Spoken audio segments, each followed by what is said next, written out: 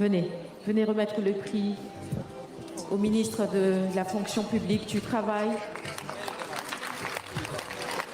et de la réforme du secteur public.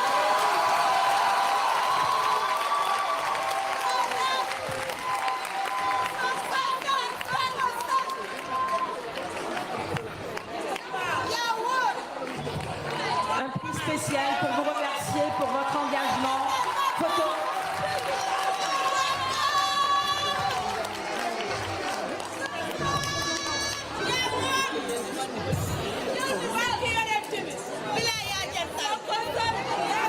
Merci beaucoup. Je voudrais maintenant vous inviter respectueusement à dire un mot à tous ces jeunes.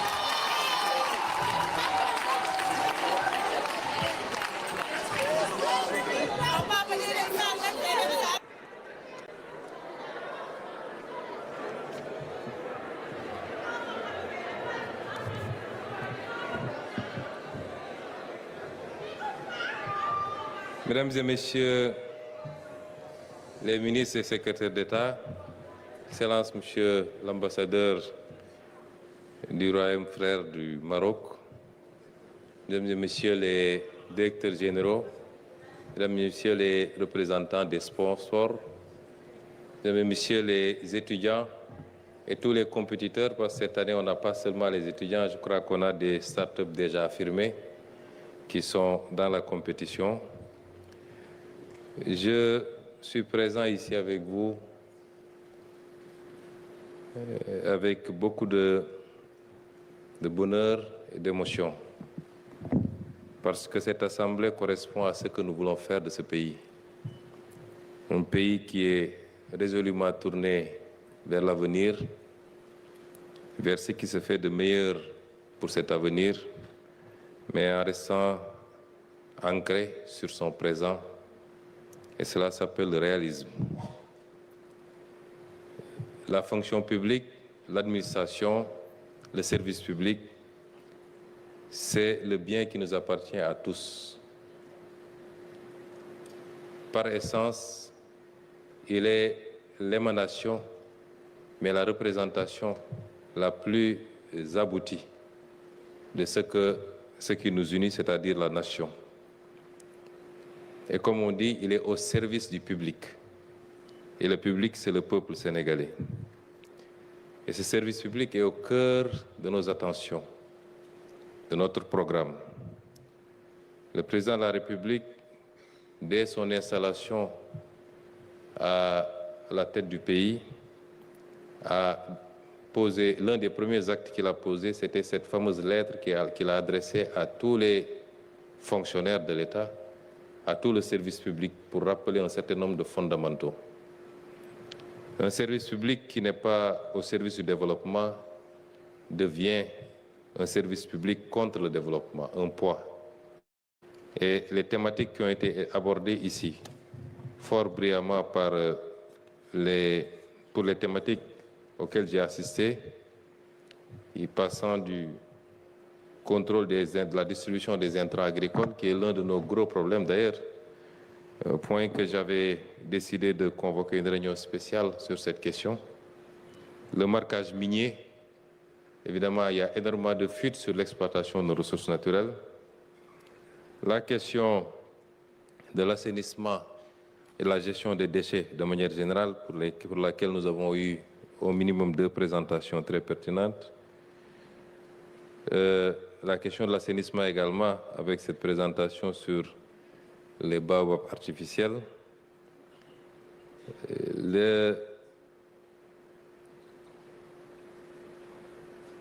La question de l'identité, de manière générale. Et beaucoup de thématiques qui ont été développées ici rencontrent un certain nombre de thématiques, et monsieur le ministre des Télécommunications, c'est de quoi je parle, qui sont des thématiques assez transversales sur lesquelles nous travaillons très sérieusement actuellement. La question de l'identité numérique, qui est un des éléments fondateurs d'ailleurs du New Deal technologique. La question de l'utilisation des nouvelles technologies dans la sécurité, notamment les bodycams et tout qui tourne autour de cela. Même dans le domaine de la santé, avec le dossier du patient, sur lequel nous travaillons, les problématiques liées de manière générale à tout ce qui tourne autour de l'implication de ces nouvelles technologies, l'état civil, les fintech et la question de la sécurité aux frontières, qui sont tous des dossiers extrêmement importants et sensibles. Et ce qui a été exposé ici tourne autour de ces problématiques. Alors, la question que je pose souvent à M. le ministre des Télécommunications, entre les balbutiements en termes de conception et la possibilité d'opérationnaliser ces solutions à l'échelle nationale, je veux dire, quel temps nous faudrait-il?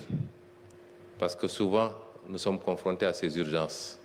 Vous savez tous que dans quelques mois, le Sénégal devra organiser les Jeux olympiques de la jeunesse, une première sur le continent africain. Et c'est un défi pour l'État, pour le peuple sénégalais, mais c'est un défi pour toute l'Afrique. Et les questions sécuritaires, et les questions de facilitation de l'hébergement, de l'accompagnement, de la circulation sont au cœur de nos préoccupations aujourd'hui. Si je parle de cela, je veux vous dire simplement que notre régime est un régime qui a bâti son discours politique sur la question de la souveraineté.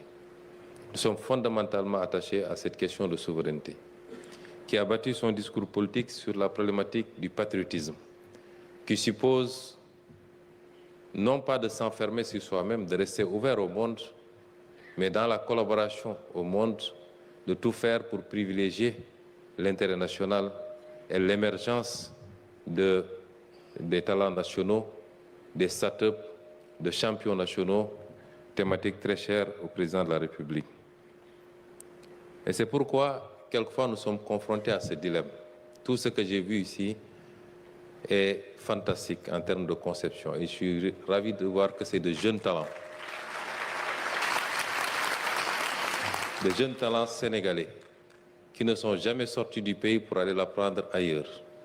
Et c'est lié aujourd'hui également de féliciter leurs encadreurs, leurs écoles de formation pour cette qualité dans l'encadrement, dans la formation, dans les enseignements que vous donnez, mais de féliciter également ces jeunes talents qui, sans être sortis du pays, ont pu démontrer qu'on peut faire dans la conception autant que ce qui se fait ailleurs, sinon mieux. Après, il faut de l'accompagnement. Nous serons obligés de faire des choix de temps en temps, mais des choix sur le court terme. Nous sommes obligés tout de suite et maintenant de faire des choix parce que la sécurité n'attend pas, surtout sur les problématiques sécuritaires, parce que l'identité numérique est importante pour nous. C'est des débats que nous avons avec M. le ministre d'ailleurs sur les choix qu'on doit faire tout de suite, parce qu'il faut avoir quelque chose d'opérationnel. Pas plus tard qu'il y a quelques jours, vous avez entendu des mesures ou des décisions qui auraient été prises ailleurs par d'autres pays et qui mettent en cause la qualité de notre système d'identification des citoyens sénégalais. Peut-être à juste titre, si on ne fait pas dans le chauvinisme. Et il nous faut répondre rapidement, mettre en place des solutions. Si ces solutions n'existent pas tout de suite et maintenant, parce que vous êtes en train de démarrer des programmes extrêmement intéressants, mais qui méritent de maturer encore, d'être poussés, d'être encadrés, d'être financés. Et c'est toute la pertinence d'ailleurs, et je félicite M. le ministre de la fonction publique de cette activité du Goverton. Mais que vous sachiez que, quelles que soient les solutions qui seront envisagées, c'est des solutions à court terme, le temps de vous permettre, en coopération avec le ministère et avec tous les autres ministères, de parfaire ce que vous êtes en train de faire pour que vos solutions puissent remplacer toute autre solution et que nous soyons sûrs d'assurer notre souveraineté numérique, qui est un des éléments importants du New Deal technologique. Mesdames et messieurs, je ne vous ai pas lu le discours, j'ai pris quelques notes. Je laisserai à M. le ministre de la fonction publique le soin de faire le discours tout à l'heure. Et en venant ce matin, je lui avais dit que je devrais quitter à midi parce que nous avons des contraintes qui font qu'on soit obligé d'être à Dakar au plus tard à 13 heures. J'aurais aimé continuer cette journée avec vous parce que c'est ça que nous voulons du Sénégal. C'est ça que nous attendons du Sénégal. Ce niveau de qualité dans le débat, dans la production, dans la réflexion et dans notre capacité à nous projeter aux meilleurs standards mondiaux, c'est cela que nous voulons du Sénégal. Et c'est pourquoi je vous parlerai de vision et non pas d'opération.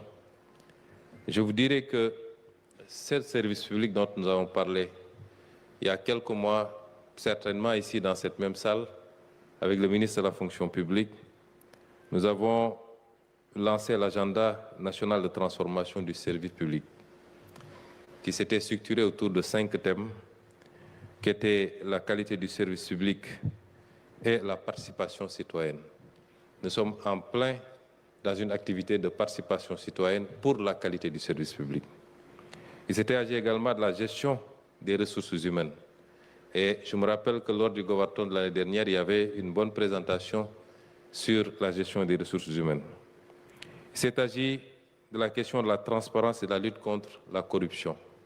Soyez assurés que toutes les présentations qui ont été faites ici, si elles sont validées, concrétisées, participeraient substantiellement à nous aider à réussir ce pari de la transparence et la lutte contre la corruption et pour la transparence. Dans la distribution des engrais, nous savons qu'il y a énormément de perditions. Dans la gestion de la sécurité de tous les jours, nous savons qu'il y a beaucoup de perditions. Il y a de la corruption, il y a une opacité qui ne milite pas en faveur d'une bonne gestion de ces questions. Il y avait également le thème de la modernisation organisationnelle et du numérique et ce que nous sommes en train de faire. Et c'est vous dire qu'il n'y a pas de programme qui symbolise mieux et plus cette détermination à réformer la fonction publique, le service public, à le moderniser, que ce que nous sommes en train de faire aujourd'hui, qui n'est que la finale, l'aboutissement, mais ce que vous faites tous les jours dans vos écoles de formation, les recherches que vous faites, les efforts de conception, qui doivent être valorisés. Et c'est pourquoi l'année dernière, d'ailleurs, j'avais pris l'engagement d'aller au-delà des 3 primes qui devaient être décernées. Et je m'étais engagé à primer tous les participants à hauteur de 3 millions par participant, ce que nous avions honoré.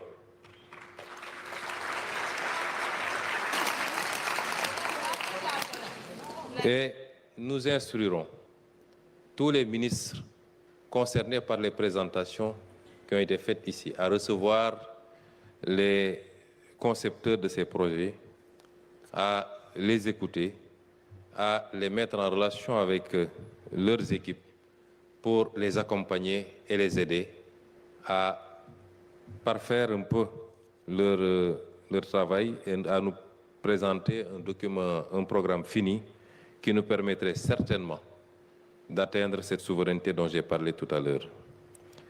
Mesdames et messieurs, en ce qui concerne la vision, le monde est à ce qu'il est convenu de qualifier de 4e révolution industrielle. Le numérique, c'est de l'industrie. Et c'est la 4e révolution. Nous avons connu une première révolution à la fin du XVIIIe siècle. Et cette révolution était particulièrement liée à l'énergie, à la découverte du charbon et de ce que ça peut faire en termes de production économique, industrielle, s'entend. Nous avons connu la 2e révolution industrielle à la fin du XIXe siècle, mais celle-là également avait été bâtie autour de la question de l'énergie. Le passage du charbon aux produits pétroliers de manière générale, au pétrole et un peu au gaz. Nous avons connu la 3e révolution industrielle à la fin du XXe siècle, qui tournait toujours autour de l'énergie, mais avec l'avènement de l'informatique, qui fut une très grande révolution et qui a permis au monde de faire un bond quantitatif et qualitatif.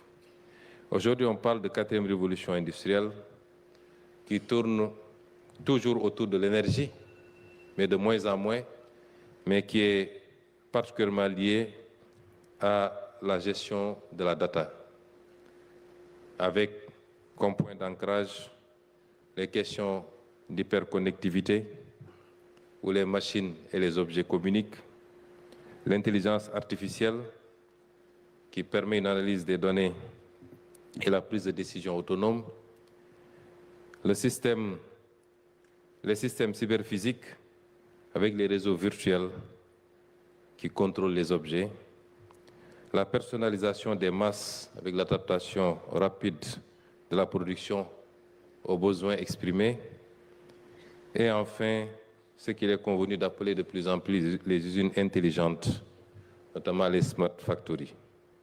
Nous en sommes à ce monde.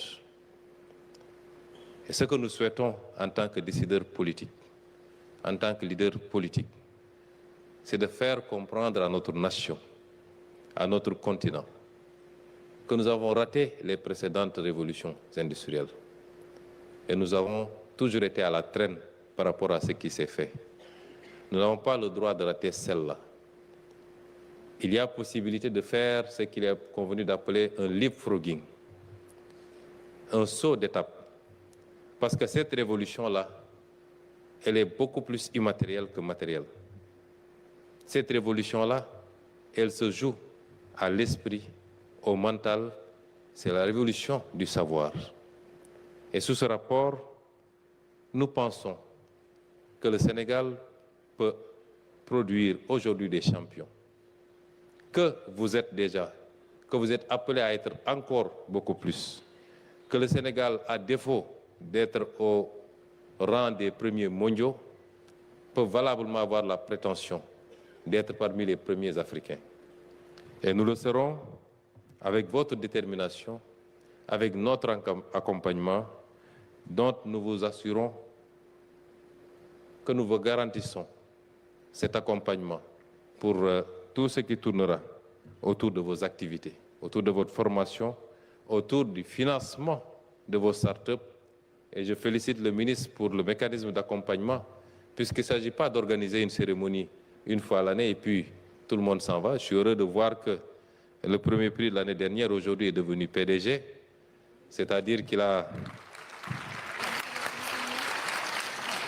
C'est-à-dire qu'à mes yeux, aujourd'hui, il a plus de valeur que le président de la République, que le Premier ministre, que l'ensemble du gouvernement, parce que je préférerais qu'on ait 1000 PDG bien structurés, qui tirent l'économie, qui créent de l'emploi, mais surtout qui hissent le Sénégal vers les sommets que nous souhaitons, que d'avoir 1 million de politiciens qui ne font que parler et qui ne produisent pas beaucoup.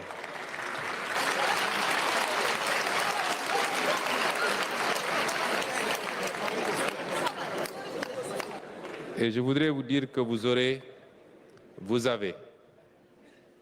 je le dis au nom du président de la République, parce que je sais l'attachement qu'il a pour le numérique.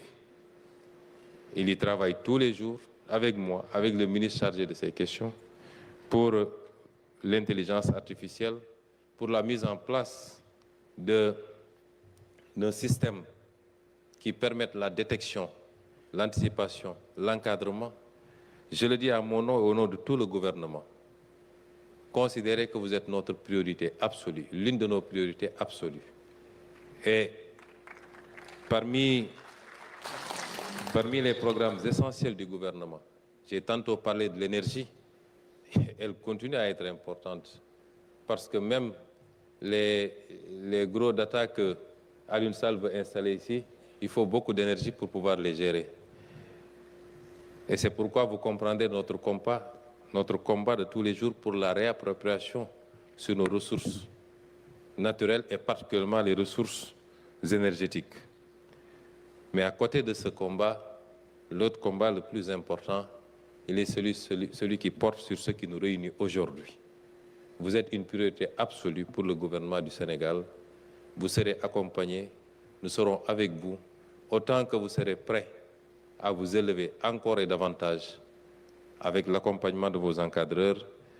Et sur ce, je réitère la volonté Cette année, ça semble un peu plus important. Je ne prendrai pas tout de suite d'engagement parce que vous savez qu'on est dans une situation budgétaire qui n'est pas des plus reluisantes. Je ne prendrai pas tout de suite un engagement chiffré, mais en dehors de ceux qui seront primés, tout le reste auront un accompagnement de la primature et un accompagnement singulier des ministères auxquels sont rattachés leurs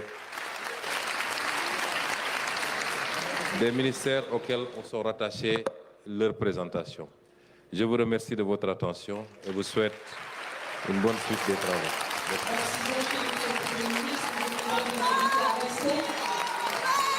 Les finalistes vont monter pour vous saluer.